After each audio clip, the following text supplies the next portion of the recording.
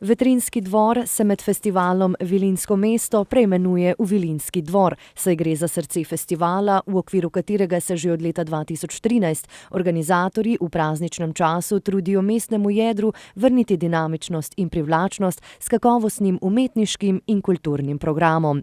Letošnja tema festivala je svetloba, zato se bo vse začelo z Ano Lumino, ki bo v sicer čez leto nekoliko spregledane urbane prostore mesta postavila svetlobne inštalacije. Na to otvarjamo Vilinski dvor, srce vilinskega mesta, kjer imamo bogat program koncertov, glasbe, ustvarjalnic, razstav, ki poteka vsak dan oziroma skoraj vsak dan, tudi vilinski kino. Zraven pa se bodo dogajali tudi spremljevalni dogodki in pa pravljične ulice z posebnimi dogodki na ulici, predvsem na Gosposki, ki jo nekako poskušamo oživiti, pa tudi pride Ana Mrzla-Mariborska, to je en tak mini festival uličnih gledališč, ki bi človek rekel, da po zimi na ulici to ne gre, ampak pri nas seveda gre. Zaključili bomo pa z dvema dogodkoma, to je Odhod dedka Mraza, se bomo od njega poslovili do naslednjega leta, to bo v Vetrinjskem oziroma Vilinskem dvoru decembra, in z Velikim iskrenjem, to je z prižigom iskric na Slomškovem trgu. Vse predstave, dogodki in delavnice so za obiskovalce brezplačni, dogodki v Vetrinjskem dvoru pa namenjeni predvsem družinam in otrokom. Delavnice potekajo v 3 prostorih, torej vsi so ogrevani, talno gretje imamo, tako da lahko lepo sproščeno, udobno, zdravo, varno ustvarjamo. Dvorišče je pa namenjeno predvsem postavimo vilinski oder tam za namene koncertov, za namene predstav za otroke, različnim animacijam.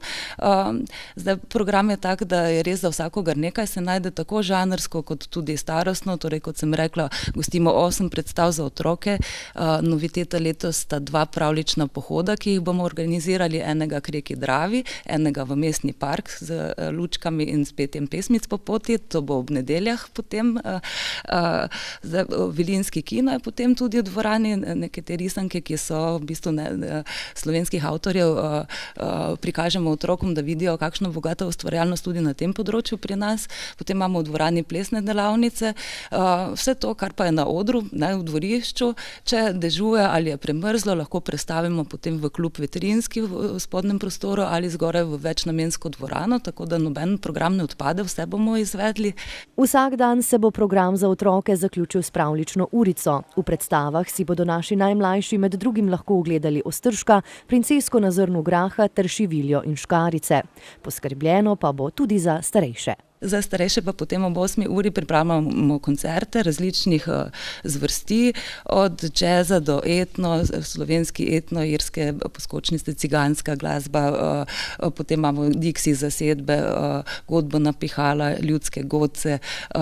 Med posamezniki bi pa izpostavila predvsem ženske vokale, ki jih gostimo, od Mije Žnidarič do domače Ane Bezjak, Mirne Bogdanović, pa na koncu poslastica tudi Rudi Bučar z Istra bendom. Tako da res, bom rekla, kar se tega tiče, smo pazili, da je program pester in kvaliteten. Lansko leto je v 33 programskih dneh festivala pri organizaciji pomagalo kar 88 ljudi. Odvilo se je 133 kulturnih in ustvarjalnih dogodkov, festival pa je skupaj obiskalo okoli 12.100 ljudi.